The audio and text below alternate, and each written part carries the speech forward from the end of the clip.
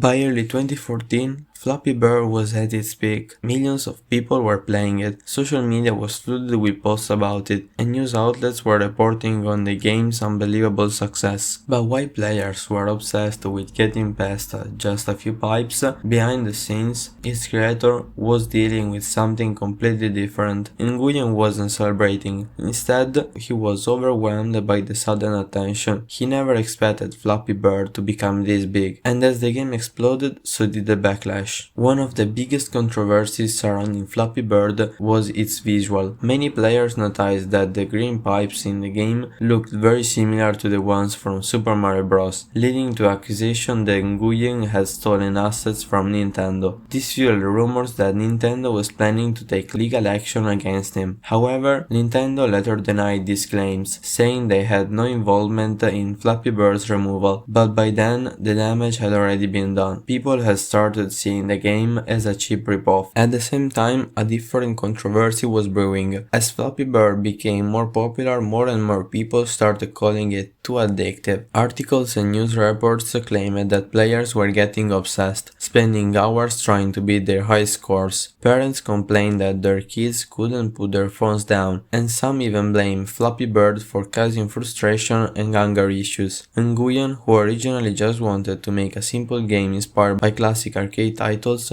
was caught off guard. He never intended for Flappy Bird to take over people's lives, and the negative attention started affecting him. On February 8, 2014, Nguyen shocked everyone by posting a tweet that read, "I'm sorry, Flappy Bird users, but I will take Flappy Bird down. I cannot take this anymore." The next day, Flappy Bird was gone. Just like that, one of the most popular mobile games of all time disappeared from the App Store and Google Play Store, not because of money issues, but because the creator simply didn't want it there anymore. It was one of the most unexpected moves in gaming history. People couldn't believe that someone would willingly remove a game making millions of dollars just because of personal stress. But the creator stuck to his decision, later explaining that Flappy Bird was ruining his simple life. Of course, removing the game didn't stop the madness, it only made things worse. Suddenly, Flappy Bird became even more legendary, and people started doing ridiculous things to keep playing it. The moment Flappy Bird was removed from App Store and Google Play, people who still had the game installed on their phones realized they now owned something rare, and they took full advantage of it. Listings for smartphones with Flappy Bird pre-installed started appearing on eBay for thousands of dollars. Some sellers even tried pricing them at $10,000 or more, hoping to cash in on the hype. Whether anyone actually bought these phones at those insane prices is unclear, but it showed just how desperate people were to keep playing the game. At the same time, Flappy Bird's removal left a massive gap in the mobile gaming market. Thousands of developers rushed to fill it, and within days,